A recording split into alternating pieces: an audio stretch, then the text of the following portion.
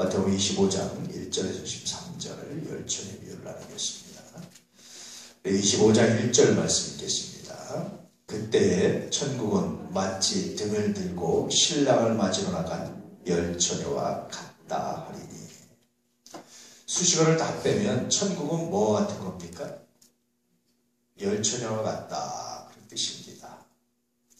천국에 대한 비유가 참 재밌잖아요. 천국은 뭐뭐 같다. 우리는 그러면 천국은 예컨대 낙원과 같다. 천국은 예컨대 가장 행복한 것 같다. 천국은 예컨대 가장 아름다운 것 같다. 그런 말이 되잖아요. 근데 천국은 열처녀와 같다. 이러면 좀 말이 좀 이상하죠. 그렇죠? 이제 우리말로 번역되는 과정이에요, 이게. 원래 예수님께서 말씀하시고자 하는 비유는 천국은 열처녀와 같다. 이런 비유보다는 천국은 마치 이렇다. 천국은 이런 자의 것이다. 뭐 예를 들면 이렇게 이제 비유를 하신 건데, 이게 우리말로 번역되는 과정에서 아마 이런 좀 이상한 좀 번역이 되지 않았나 싶습니다. 어쨌든 천국은 마치 열처녀 같은데, 그 열처녀는 어떤 처녀냐? 마치 등을 들고 신랑을 맞으러 나간 그런 열처녀와 같다. 그래서 천국에 이렇게 예비하는 사람, 열처녀 이렇게 말하는데, 마치 열처녀, 열이라는 것은 완전수를 말하거든요. 유대인에서 충만한 수, 가득 찬 전체 열국이라고 그러잖아요. 모든 나라들, 모든 사람들이 그렇게 천국을 소망하고 준비하고 하는 사람과 같다, 하는 것과 같다. 특별히 이 천국을 준비한 열처녀는 어떤 사람들이겠습니까? 모든 민족이겠습니까? 모든 사람들이겠습니까? 아니면 예수 믿는 사람들을 말하겠습니까? 어떤 사람들을 말하겠어요? 여기서는 예수 믿는 사람들 전체라고 보는 것이 더 정확합니다. 왜냐하면 어쨌든 천국을 바라보니까, 어쨌든 천국을 준비하고 신랑을 준비하는 사람들이 예수 믿는 사람들이잖아요. 그런데 이렇게 예수 믿는 사람들 중에도 다섯은 제대로 준비를 못하고, 다섯은 제대로 준비를 하고, 마지막 때에 너희가 믿는 자를 보겠느냐라는 말씀처럼 그렇게 말씀하신 거예요. 그러니 우리가 예수 믿는다, 교회 다닌다라는 것보다, 그것도 중요하지만 그보다 더 중요한 건 뭡니까? 제대로 믿는 거예요. 정말 거듭남의 경우입니다. 정말 내가 예수를 믿는 겁니다. 그냥 다닌다고 해서, 그냥 열처녀가 됐다고 해서, 그냥 신랑을 기다린다고 해서 다 구원받는 게 아니다. 이런 말씀이 이제 이 안에 들어있죠. 그래서 사실 오늘 말씀 어떤 말씀이냐면 참된 믿음이 뭐냐에 대한 말씀이에요. 정말 우리가 참된 믿음이 뭐냐, 어떤 것이 참된 믿음이냐, 이런 질문을 가지고 오늘 말씀을 보면 아마 더 많이 이해가 되고 더 많은 것들이 풍부하게 느껴지고 아마 묵상이 될 겁니다. 자, 2절 말씀 읽어볼까요? 그 중에 다섯은 미련하고 다섯은 슬기 있는 자라. 미련한 다섯 처녀와 슬기로운 다섯 처녀, 이렇게 말하잖아요. 근데 여러분, 성경적 의미는 어떤 거냐면요, 잠언이라든지 유대인들의 그런 의식, 이런 것, 그래서 예수님께서 그런 의식을 이제 표현하신 건데, 미련한 사람은 어떤 사람이 미련합니까? 여러분, 좀 어렵죠, 질문이. 그럼 여러분, 지혜로운 사람은 어떤 사람이 지혜롭습니까? 지혜의 근본이 뭡니까? 여러분 아시죠? 그렇죠? 여호와를 경외하는 자가 지혜롭죠. 그래서 이 유대인들의 생각은요, 미련한 자는 누가 미련하냐? 하나님을 안 믿는 자가 미련한 거예요. 그러니까 우리는 지혜롭고 미련하고, 그러면 어떤 문제를 잘 풀고 머리가 팍팍 잘 돌아가고 어떤 문제를 슬기롭게 극복하고 막 이런 게 우리는 지혜라고 생각하잖아요. 유대인들에게 있어서 지혜는 그게 아닙니다. 여호와를 경외하는 거예요. 그래서 지혜는 뭐냐면 하나님을 경외해서 하나님께로부터 하나님을 묵상할 줄 알고, 어떤 상황이 있는지 하나님의 말씀에 순종할 줄 알고, 하나님 말씀의 가치를 지켜낼 줄 아는 사람이 어떤 사람이냐? 지혜로운 사람입니다. 반대로 그럼 미련한 사람은 뭐겠습니까? 어떤 사람이겠습니까? 지혜로운 사람이 여호와를 경외하는 사람이라면, 미련한 사람은 어떤 사람이겠어요? 하나님을 경외하지 않는 사람. 똑같이 신랑을 기다려요.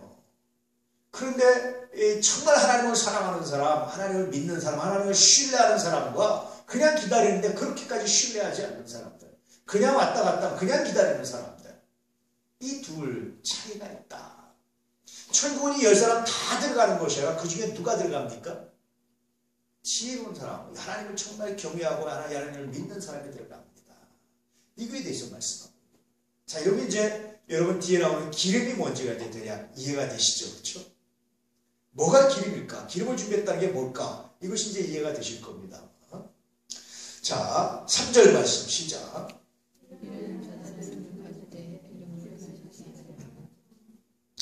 미련한 자들은요, 등은 가졌어요, 등은. 등은 가졌는데 뭐는 안 가졌습니까? 기름은 준비하지 않았어요. 이건 이제 유대인들, 중동 지역 사람들의 결혼식 풍습입니다. 저도 성지순례 갔다 이렇게 중동 사람들 결혼하는 풍습, 또 결혼식하고 끝나고 이제 피리어처럼 막 우리처럼 막 차 채워줘 사진 찍고 막 이러는 거 이제 그런 길거리에서 막 이렇게 하는 거를 이제 갔다가 우연히 이렇게 본 적이 있어요. 근데 유대인들, 중동 지역 사람들은요, 대부분 결혼식을 저녁 때쯤 합니다. 왜냐하면 낮에 너무 더워요. 그래서 저녁 때쯤 결혼을 해요. 저녁 때쯤. 오후쯤. 저녁 때쯤 결혼하는데, 그래서 이제 신랑이 저녁 때쯤 신부집으로 옵니다. 신부집으로 와서 데려가든지, 아니면 신부집에 사든지, 데리고 와서 자기 집 가서 하든지, 이렇게 하죠. 우리나라도 옛날에 결혼할 때 신랑이 어디로 갔습니까? 예, 신부집에 가서 이제 하잖아요. 그렇죠? 그것처럼 이 나라도 그래요. 그래서 가는데 이때 신부한테 꼭 누가 필요하냐면 들러리가 필요해요. 신부의 들러리. 예를 들면 신부에 가까운 사람들이 들러리를 쓴단 말이에요. 이제 그런 걸 이제 비유하는 겁니다. 그래서 왜 결혼하는데 등불이 필요하냐? 결혼하는데 왜 기름이 필요하냐? 이렇게 좀 말할 수 있잖아요. 근데 신랑이 밤에 결혼하기 때문에 비춰주는 등불, 들러리 써서 이런 것들이 꼭 필요합니다. 그런데 등은 준비했는데 뭐가 없습니까? 기름은 준비하지 않았어요. 이게 미련하다고 그랬습니다. 자, 아까 제가 말씀드렸습니다. 유대인들에게 있어서 지혜와 미련함은 뭐와 관련된 거죠? 그 신앙과 관련된 거예요. 여호와를 경외하는 사람들은 지혜의 근본, 지혜를 얻고 지혜롭고 여호와를 경외하지 않는 사람은 미련하다라는 겁니다. 하나님 말씀을 듣는 사람들은 지혜롭습니다. 그러나 하나님 말씀을 듣지 않는 사람들은 미련합니다. 그럼 하나님 말씀을 듣는 사람들은, 지혜로운 사람들은 어떻게 합니까? 뭐를 사랑합니까? 훈계를 사랑합니다. 잠언서에 나오는 말씀입니다. 이 지혜와 미련함은 잠언서와 굉장히 깊게 연관된 말씀이에요. 그래서 훈계를 들을 줄 알아요. 근데 훈계라는 게 대부분 듣기 좋은 말일까요? 아닐까요? 야, 너 참 잘해. 너 괜찮아. 너 계속 그대로만 해. 너 참 잘해. 칭찬하는 걸 훈계에 들어갈 거야? 안 들어갈까요? 그럼 여러분 별로 훈계에 들어가지 않습니다. 훈계는 뭐겠습니까? 너 이러면 안 돼. 이러면 안 되고 이렇게 해야 돼. 이건 안 돼. 이렇게 해야 돼. 라고 말하는 것이 훈계에 가깝잖아. 근데 지혜로운 사람은, 다시 말하면 하나님을 경외하는 사람은 늘 뭐를 들 준비가 되어 있습니까? 하나님께로부터 너 그러면 안 돼. 이거는 옳지 않아. 라는 말씀에 아멘 할 수 있는 마음 있는 사람이 지혜로운 사람. 미련한 사람은 너 이러면 안 돼. 그러면 안 돼요. 무슨 상황인데요? 내 인생은 나의 것인데, 아니면 뭐 내가 하는 건데 당신이 뭐라고. 신경 쓰지 마세요. 관심 끄세요. 이건 미련한 거라는 거예요. 그래서 하나님을 경외하면 아주 중요한 갈림길에 서게 되는데, 하나님을 경외해서 하나님의 지혜의 근본이 생기면 그 훈계의 가치를 아는 거예요. 야, 이건 정말 나를 사랑하는 거구나. 이건 나를 위해서 정말 중요한 말이구나. 이건 내가 꼭 해야 되는 말이구나. 라는 것을 아니까 그 말을 듣는 거예요. 근데 미련해서 하나님을 경외하지 않으면 그걸 모르는 거예요. 그래서 여러분, 회초리를 때리지 않으면 그건 사랑이 아니다라고 하는 게 뭐냐면요. 사실은요, 어릴 때 부모가 아이가 자기 마음대로 할 수 없다라는 사실을, 내가 부모의 말을 들어야 된다는 사실을 가르치는 것이 나중에 신앙생활하는 데도 굉장히 유용합니다. 이걸 어릴 때 안 배워놓잖아요. 나중에 누구에게도 순종 못하면 하나님께도 순종을 못합니다. 근데 어릴 때 이걸 배워놓으면요, 하나님께도 순종합니다. 아주 잘합니다. 그래서 사실은 저는 가만히 보면 그런 것 같습니다. 어릴 때 그렇게 부모의 말을 들을 수 있도록 강력하게 그렇게 가르쳐 놓으면 나중에 하나님 말씀도 듣고 강력하게 순종하는 역할이 큰데, 그것처럼 안 돼요. 그래서 부모 역할이 뭐겠습니까? 어릴 때 아이들이 하자는 대로 다 해주는 게 부모 역할이 아니에요. 근데 요즘에는요, 아이들이 하자는 대로 다 해주는 게 요즘 부모 역할인 줄 알아요. 점점점 어떻게 되겠습니까? 신앙이 없어져요. 아이들이 왜 요즘 교회가 젊은이들이 비어갈까? 교회가 고리타분하기 때문에? 아닙니다. 교회는요, 우리 때도 고리타분했어요. 여러분 때도 교회는 고리타분했습니다. 교회는 항상 세상의 변화보다 한 박자 늦어요. 그렇죠? 종교라는 게 늘 한 박자 늦지, 종교라는 게 세상 문화보다 한 박자 앞서가는 건 별로 없습니다. 늘 교회는 고리타분합니다. 여러분, 신앙은 늘 고리타분하고 늘 고리타분했습니다. 옛날에도. 그런데도 불구하고 믿었던 건 물론 시대적인 배경도 많지만, 그러나 뭘 배운 거냐면 뜻을 꺾는 걸 배우는 거예요. 어른들로, 부모로부터. 그런데 우리나라가 이제 한 자녀 갖기, 두 자녀 갖기 이러기 시작하면서 뭐를 안 합니까? 뜻을 꺾는 걸 몰라요. 아이들이 하나님 앞에서 꺾을 줄 모릅니다. 얼마나 심각한지 몰라요. 물론 그것만은 아니에요. 교회가 복음의 본질을 잃어버린 것도 있고 많은 원인이 있어요. 그런데 그 많은 원인 중에 하나 찾아내자면 아마 그런 것도 있지 않았을까. 뜻을 꺾는 건 여러분 굉장히 중요합니다. 내 뜻을 꺾는 건 굉장히 중요합니다. 예수님도 자신의 뜻을 꺾으셨잖아요. 우리가 지금 고난주간인데 예수님 겟세마네 동산에서 기도하면서 뭐라 기도하십니까? 아버지여 내 원대로 마옵시고 이 자를 내게서 지나가게 하십시오. 얼마나 강력하게 간절히 기도했습니까? 그런데 마지막에 아버지여 내 원대로 마옵시고 아버지 원대로 마십시오. 뜻을 꺾는 자기 뜻을 꺾는 겁니다. 신앙은요 하나님 앞에서 내 뜻을 꺾는 게 신앙. 예수님 말씀을 하면 자기 부인입니다. 하나님 앞에서 내 뜻을 꺾는 게 신앙이에요.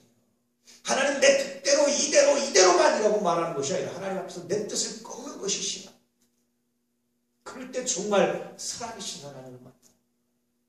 그런 사람이 뭐를 준비하시느냐? 기름을 준비하시느냐. 미련한 사람은요, 야 신랑이 늦게 올 수 있어요. 그날 신랑이 오는데 뭔 일이 있어 늦게 오는 거예요. 늦게 오는데 뭐 오겠지. 아이고 뭐 하지 말라고 그래. 장가들이 있으면 지만 안 들으면 그만이지 뭐. 아이고 우리 들러리 안 있으면 그만이지 뭐. 예를 들면 그럴 수 있는 거예요. 안 꺾는 거예요 자기 뜻을. 지혜로운 다섯 저는 어떻습니까? 야 늦게 와 너 좀 사다 놔. 아 귀찮은데 사다 놔 그래도 네 그러고 사다 놔. 자기 뜻을 꺾는 사람. 성경적으로 보면 그래요. 그래서 지혜와 미련함이 어디 있느냐? 하나님의 말씀을 듣고 그 말씀의 훈계를 듣고 자기 뜻을 꺾는 사람이 지혜로운 사람이고 하나님의 말씀을 듣고도 훈계를 듣고도 자기 뜻을 꺾지 않는 사람이 미련한 사람이다. 자기 뜻대로 자기의 생각대로 하려는 건 미련한 사람이다. 그렇게 말해주고 있습니다. 오늘 이런 사람들이 말해주고 있는 거예요. 자 4절 말씀 시작.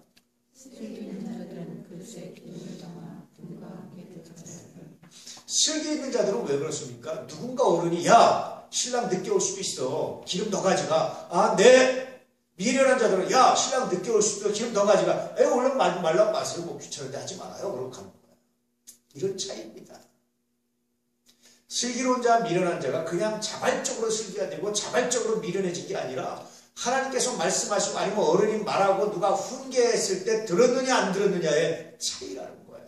잠언서를 통해서 보면 그렇습니다. 왜냐하면 이 지혜와 슬기가 잠언서의 말씀 가르침을 배경으로 하는 거거든요. 그래서 잠언서를 가지고 이 말씀을 봐야 되는 거야. 이 말씀. 잠언서의 관점을 가지고 오늘 말씀을 해석해야 오늘 말씀이 이해가 되는 거예요. 그러니 여러분, 야 어른들이 야 나도 옛날에 이렇게 해봤는데 신랑이 늦게 와서 힘들었다. 야, 너 이거 기름 더 가져가. 라고 말할 때 아 그럴 수 있네요. 알겠습니다. 기름 더 가져가는 사람. 야 너 더 가져가. 에이 뭐 그만두세요. 오기 싫으면 그만두는 거지 뭐. 아 지난번에 보니까 일찍 오던데 뭐 그만둬요. 그냥 다른 사람. 이런 차이가 있다.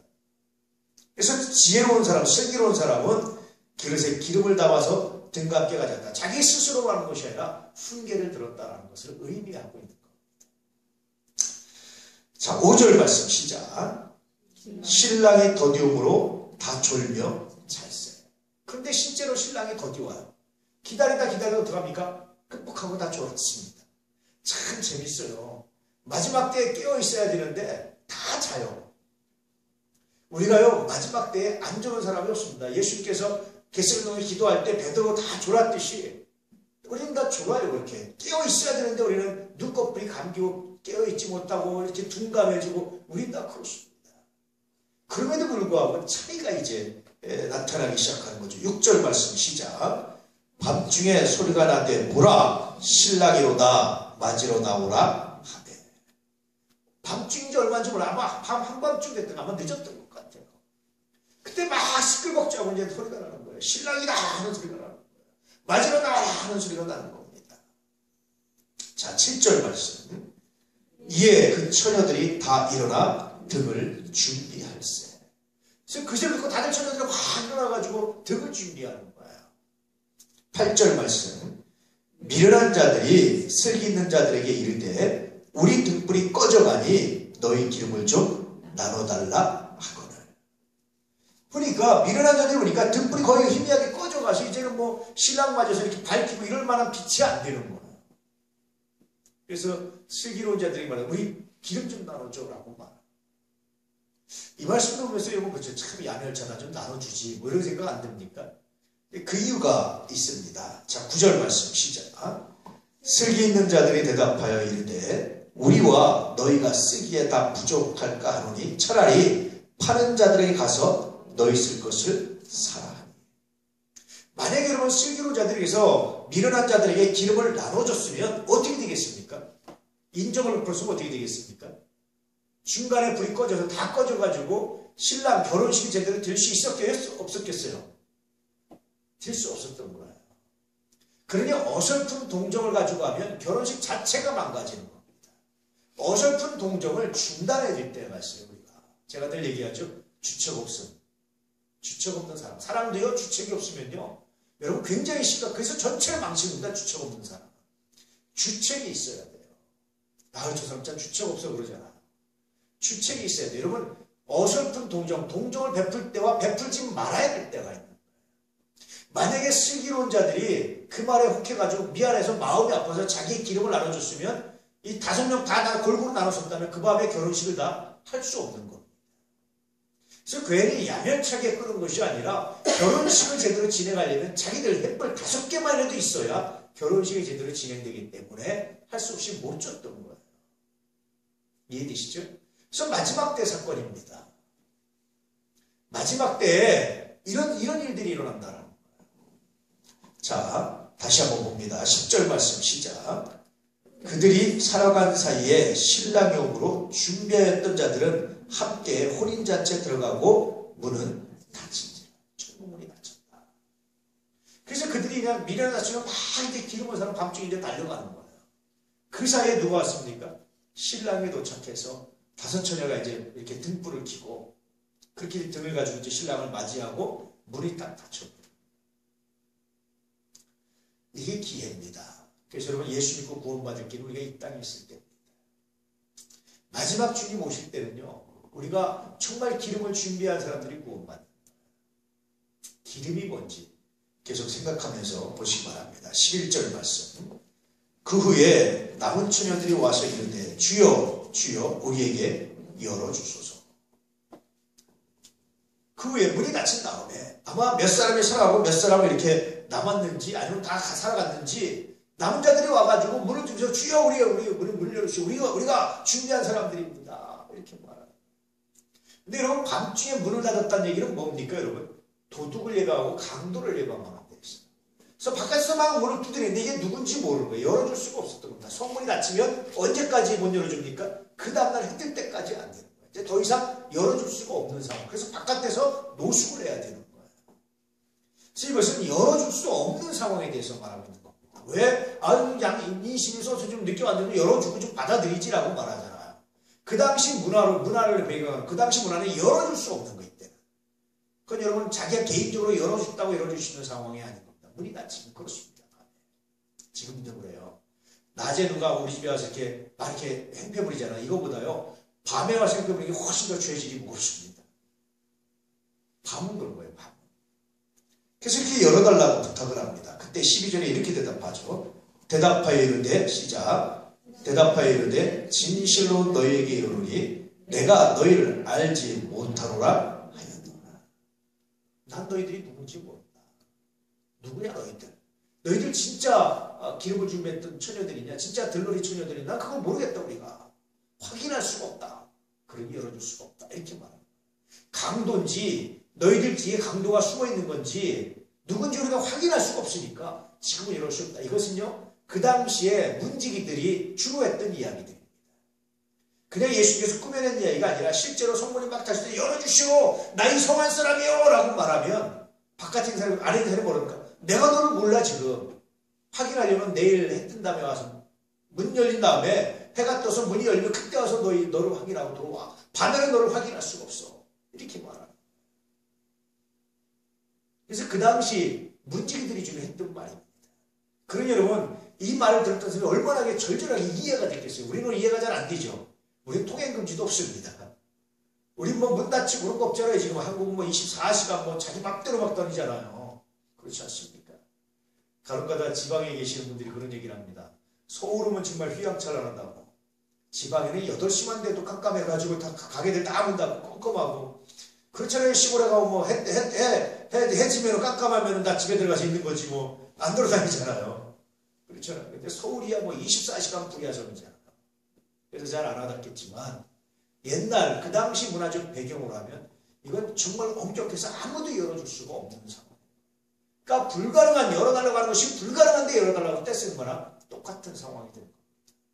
마치 이 말씀을 통해서 천국문은 한 번 닫히면 열어줄 수가 없다라는 말. 그렇기 때문에 우리는 어떤 사람이 되어야 됩니까? 지혜로운 다섯 처녀처럼 기름을 준비하는 사람이 되어야 된다. 그렇게 말씀합니다.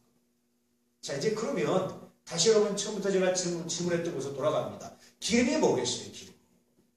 기름이 뭐겠어요? 자, 다시 말씀드리면 지혜가 뭐라고 그랬습니까? 여호와를 경외하고 그의 말씀을 듣고 훈계를 듣는 것. 그래서 내 뜻을 꺾는 게 지혜라고 그랬습니다. 아까도 말씀드렸지만 가려고 하는데 어떤 노인이 한 분이 야 그거 늦게 올 수도 있어. 기름 준비해가 라고 말할 때 네 그럼 기름을 준비해간 사람들. 아니 무슨 소리예요? 노인 내가 뭐 별 걱정도 아니야. 걱정도 많아. 그럼 혼자 온 사람들. 그냥 온 사람들. 미련함과 지혜로움이 이렇게 차이가 난다. 그래서 성경적인 미련함은 훈계를 들을 줄 아는 것. 내 뜻과 다른 얘기, 내가 내 마음과 다른 이야기, 내가 하고 싶은 일과 다른 것을 말할 때 그것의 진심을, 그것의 가치를 들을 수 있는 것이 지혜다라는 거예요. 그것이 지혜다라는 거예요. 세계적인 투자가가 있죠. 워런 버핏이라고. 재산이 뭐 40조인가 몇십 조인가 뭐 그렇습니다. 말이 40조죠. 1조만 해도 재산 여러 평생 쓰고도 못 써요. 어마어마하게 많습니다. 이 사람이 주식 투자를 하고 이러는데 어떤 걸로 하느냐? 자기 가치 투자를 한다. 가치. 근데 여러분 가치 투자라는 얘기를 하는데 가치가 뭔지를 알아야지. 사람들이 그렇죠? 가치라는 말은 아는데 그 회사가 정말 가치가 있는지 없는지 미래적 가치가 있는지 없는지 그게 압니까? 모르지. 사람들이 수도 없이 주식 투자에 실패하는 이유가 바로 그런 겁니다. 그래서 이야기를 해주는데 왜 사람들이 실패하겠습니까? 가치가 숨겨져 있겠어요? 드러나 있겠어요? 여러분 진짜는 숨겨져 있는 겁니다. 마치 밭에 감추인 보화처럼 진짜는 숨겨져 있어요. 진짜 사랑은 숨겨져 있습니다.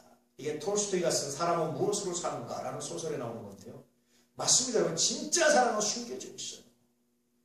진짜 사랑은 숨겨져 있어서 그 사랑의 가치를 잘 모르는 거예요. 왜 아이들이 부모의 말에 불순종 부모한테 거역하는 줄 아십니까? 부모가 사랑하는 것이 진짜 사랑인데 숨겨져 있어도 모르는 거예요. 자기 당장. 귀찮고 하기 싫은 거 하라고 그러고 자기 통제하려고 그러고 이런 것처럼 느껴져요. 이것이 뭡니까? 그것이 사랑입니다. 아우 너 해야 하고 싶은 대로 해. 아유 너 하고 싶은 대로 해. 자고 싶은 대로 하면 네 마음대로 해. 여러분 이건 사랑이 아니에요. 대부분은요 보물은 숨겨져 있습니다. 이 땅에서. 만약에 보물이 숨겨져 있지 않으면 누구나 가지려고 하죠. 길거리에 보면 금덩어리 떨어져 있어 보십시오. 어떻게 하면 전쟁 납니다. 전쟁. 사람들 싸움 납니다. 서로 자기 거라. 그렇죠. 숨겨놓는 거예요. 보물은. 이 땅에서 정말 중요한 건 여러분 숨겨져 있습니다. 정말 여러분을 사랑하는 여러분의 훈계를 여러분이 정말 들어야 될 메시지는요. 숨겨져 있습니다. 어떻게 숨겨져 있는지 아십니까? 듣기 좋은 소리가 아니에요. 아멘 할 수 있는 얘기가 별로 아닙니다. 성경에서요. 여러분을 가장 하나님께서 상급을 주시는 가장 멋있게 여러분을 가장 사랑해서 부르는 소리가 어떤 소리인 줄 아십니까? 어떤 소리겠습니까? 여러분? 야, 너 축복한다. 어디 형통할 거야. 너 잘 될 거야. 야, 내가 너 축복해. 여러분, 이 말은요. A급이 아닙니다. 정말 중요하게 여러분을 사랑하는 메시지는 어떤 메시지인지 아십니까? 십자가죠. 이것처럼 귀한 메시지가 없어요. 또 십자가죠. 이 십자가 네가죠. 이것처럼 귀한 게 없어요. 여러분, 이게 정말 귀합니다. 근데 어떡합니까, 사람들이? 이 가치를 몰라서 이 가치가 숨겨져 있기 때문에 이건 고난으로 아픔으로 헌신만 생각하니까 숨겨지니까 내팽개치. 근데 지혜로운 사람들은 이 가치를 아는 사람. 야 십자가 아멘 하려면 내가 지겠습니다. 십자가 지는 사람. 이번은 내가 집니다. 이번엔 내가 합니다. 이번엔 내가 합니다. 십자가 지는 사람. 그런 사람에 의해서 여러분 하나님께서 일을 하시고 하나님께서 그런 사람을 통해서 놀라운 역사를 만들어가시고 이게 가치가 숨겨져요. 이걸 들을 줄 아는 게 지혜다. 이걸 볼 줄 아는 게 지혜다. 어떻게 저걸 볼 줄 알게 되느냐? 여호와를 경외하니까, 하나님을 사랑하니까 보인다. 누군가 여러분들에게 이빠른 소리, 듣기 좋은 소리도 물론 뭐 기분은 좋지만, 그러나 정말 중요한 이야기를 할 때 기분 나쁘지만 들어주시는 게 능력입니다. 심지어는요, 사실은요, 누구 어떤 말에 숙여지면 여러분을 가장 싫어하는 사람이 하는 여러분을 비난하는 소리 있죠. 이게 보물이에요. 그런 말이 있습니다. 나를 싫어해서 나를 비난하는 사람들한테 고마워야 되는 게 하나 있다. 그게 뭔 줄 아느냐? 내가 미처 생각하지 못했던 내 단점, 내가 미처 발견하지 못했던 나의 문제를 그가 먼저 보고 얘기해 주는 사람이라는 거예요. 그게 고마워야 된다는 겁니다. 그래서 늘 말씀드리지만 욕을 잘 먹는 사람이 승리하는 사람입니다. 요즘은 아들러라는 사람이 쓴 책인데 미움받을 용기, 욕먹는 지혜입니다. 뭐 이런 책이 갑자기 세상에서 이렇게 인기를 얻는데요. 여러분, 제가 몇 번을 설교했는데 이런 설교를, 욕 잘 먹는 게 지혜라니까요. 다윗이 욕을 잘 먹는 게 그게 지혜입니다. 가만히 생각해 본 거예요. 그래서 여러분들을 가장 싫어해서 비난하는 사람들의 비난을 잘 들으면 그 안에 뭐가 있습니까? 보물이 있어요. 내가 미처 발견하지 못했던, 남들이 미처 발견한, 나를 사랑하는 사람이 미처 발견하지 못했던 문제, 나를 사랑하는 사람까지 그 문제를 발견하면요, 고치기 어렵습니다. 회복하기 어려운데, 나를 사랑하는 사람이 발견하기 이전에 그 문제를 내가 발견을 고치면요, 사랑하는 사람은 안 믿습니다. 최소한. 어차피 미워하는 사람은 못 얻어요. 그 사람 얻기는 여러분 하루에 몇 달입니다. 사랑하는 사람을 안 놓쳐도 인생을 성공합니다. 그게 지혜라.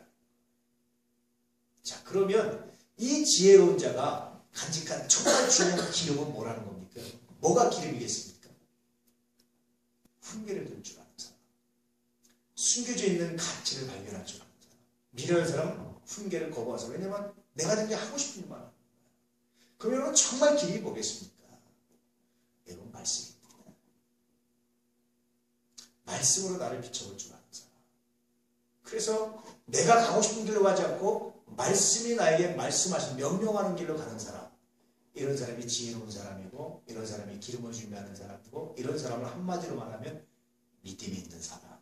마지막 때 너희가 믿는 자를 보겠느냐라고 말할 때 믿는 사람이라. 조금 더 구체적으로 말하면 훈계입니다. 훈계. 이 훈계를 들을 줄 아는 사람이 지혜로운 사람입니다. 하나님께서 예배드려, 우리 집 바빠요. 예배드릴 시간이 있어요. 미련한 거야. 바쁜데 아멘 하는 게 지혜라. 너 순종해. 하나님 좀 있다가요, 내가 좀 지났다 오네요. 미련하다. 왜냐하면 언제 올지 모르니까 시간. 근데 알겠습니다. 이게 지혜로운 기름이라는 거. 이게 밝혀줘서 이게 신랑을 맞이하는 믿음입니다. 그건 행위를 말하는 게 아니라 믿음에 대해서 말하죠. 이 말씀을 해주고 있는 겁니다. 자, 13절 말씀 시작. 그런즉 깨어있으라. 너희는 그날과 그때를 알지 못하느니라. 자, 그러면 이때 깨어있으라는 말은 앞에 보면 다 졸며 잘세, 자지마! 라는 말일까? 어떤 말일까요? 깨어있으라는 말은. 그런즉 깨어있어. 이런 말은 어떤 말일까요? 신랑이 언제 올지 아무도 모르기 때문에, 그날과 그때를, 예수님의 재림의 때를 아무도 모르기 때문에 깨어있어! 라고 말씀하시는데, 이때 깨어있으라는 말은 어떤 의미일까요? 이제까지 열심히 말했는데요. 깨어있으라는 말은 어떤 말일까요? 잠자지 말란 말이 단순히 다 졸았거든요. 다 좁니다. 근데 깨어있으라 어떤 말일까요, 여러분? 뭘 준비하라는 거죠? 기름을 준비하라는 겁니다. 그렇죠. 기름을 준비하라. 구체적으로는 그래서 성경에 깨어있으라는 말의 의미가 다 조금씩 다 달라요. 신천지가 이단인 이유가 뭔지 아세요? 이단인 이유 중에 하나가 깨어있으라고 그러면 모든 것이 다, 모든 성경이 다 똑같은 요 뜻이라고 생각해서 다 여기에 꿰맞춰요. 이게 꿰맞춰요. 그러다 보니까 나중에 성경에서 이게 엉뚱하게 되는 거예요.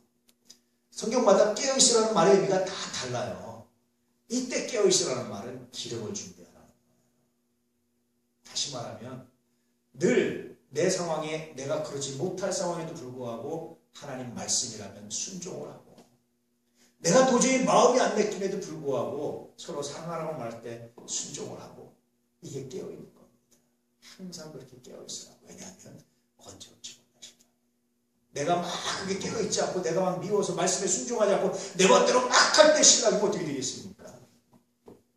어떻게 되겠어요? 깨어있어. 그래서 여러분 늘 우리는요, 말씀의 우선성을 가지고 살아가는 게 정말 중요합니다. 예배드리고 하나님을 찬양하고 말씀에 순종하고 그 말씀대로 살려고 나를 늘 깨우치는 것, 그것이 얼마나 귀한지. 순간적으로 감정이 폭발해서 분노할 수 있죠. 근데 다시 빨리 돌이켜서 말씀이 뭐라고 말하고 있는지, 하나님께서 뭐라고 이 순간을 말하고 있는지, 어떻게 나에게 하길 원하시는지. 그래서 성경에 보면은요, 우리가 분노 안 하고 살 수는 없어요. 분노 안 하는 사람은 죽은 사람입니다. 분노 안 하고 화 안 내고 살 수는 없습니다. 그런데 화를 내긴 내도 언제까지만 하라고요? 해가 지기 전까지만. 그 말은 뭐냐면 해 지기 전에 빨리 마음을 하나님 말씀으로 돌이켜서 하나님 말씀에 나를 순종시키라. 나를 깨라. 나를 말씀으로 복종시키라. 내 불같은 감정이 아니라 말씀에 자꾸 나를 복종시키라. 두 번째는요, 해가 지고 그다음부터 뭐 한다고 그랬죠? 소설을 쓰기 시작합니다. 공상소설. 되지도 않는 얘기를 그냥 수십 권의 소설을 그냥 밤새도록 써댑니다. 아침에는 하나도 남지 않아요. 근데 그 모든 소설이 뭡니까? 그게 죄예요, 죄. 엉뚱한 상상을 해서 덮어씌우는 게 죄입니다. 그렇죠. 우리는 뭐 하나 없어지면 누가 가져갔지? 이렇게 생각하잖아요. 그게 죄라니까. 그 이전에 내가 뭘 잘못했을까? 내가 어디서 잊었을까? 자기를 먼저 생각하는 것이 먼저. 우리는 항상 이렇게 미루는 수가 있으니까 누가 잘못했지? 누가 그랬지? 이러잖아요. 이런 게 죄입니다. 그래서 내가 분노해서 정말 화나서 도저히 어떻게 통제할 수 없을 때, 그때 다시 하나님 말씀을 나를 비춰봐서 내 분노보다 내 감당, 하나님 당신의 말씀을 순종하고 하는 것, 깨어있는 것이고 또 다른 말로 이게 기름입니다. 그래서 깨어있으라 기름을 줍니다 라는 뜻의 말씀입니다. 왜냐하면 주님이 언제 제일 말씀을지 모르기 때문에, 주님이 언제 오실지, 신랑이 언제 오실지 모르기 때문에 항상 깨어있어야 됩니다 라고 말씀을 주셨죠. 이 고난주간에 깨어있기를 축복합니다. 깨어있기를 축복합니다. 진실로 주의 말씀 가운데 깨어있기를 축복합니다. 그래서 내 감정보다, 내 판단보다, 내 지식보다 늘 말씀이 우선하는 삶. 때때로 내 감정이 먼저 팍 치고 나갔을 때 해가 지기 전에 말씀으로 돌아오시는 그런 지혜, 그런 은혜가 우리 모두에게 축복합니다. 항상 내 감정보다 말씀이 우선하면 얼마나 좋겠어요. 목사도 그렇게 못합니다. 그런데 다시 그 순간에 하나님 말씀이 기억나서 다시 꾸역 힘들게 억지로라도 다시 말씀으로 돌아와서 무릎 꿇고 나면 그때 하나님의 평화가, 하나님의 은혜가, 하나님이 이루어가시고 역사하시고 승리해 가신 하나님의 능력이 우리 안에 있어요. 이 능력을 맛보며 살아갈 수 있는 하나님의 사람들 되시기를 축복합니다. 고난주간이 왜 있는 줄 아십니까? 편하고 싶잖아요. 예수 믿어도 편하게 믿고 싶잖아요. 예수 믿어도 고난 안 당하고 싶잖아요. 예수 믿어도 그냥 대충 이렇게 그냥 남들처럼 그렇게 믿고 싶잖아요. 근데 고난 주간 한 주간만이라도 그 생각 버리고 십자가 지기 원하는, 고난에 동참하기 원하는 이런 믿음의 결단을 하게 하기 위해서 만든 거예요. 고난 주간. 인간들이 만든 거예요. 교회 역사에서 만든 거예요. 성경이 없습니다. 고난 주간. 사순절기하는 걸로 성경이 없습니다. 근데 이 시간만이라도 한번 좀 생각해보자. 1년 중에 가장 귀한 하나님의 복된 말씀을 하고 십자가지라는 말씀인데 이 말씀 때문에 한번 회복해보자. 그런 의미입니다. 회복하는 방법은 깨어있는 겁니다. 기름을 준비하는 겁니다. 오늘 이 말씀에 순종해서 기름을 주면 우리 모두가 될 수 있기를 축복합니다. 기도하겠습니다. 할렐루야.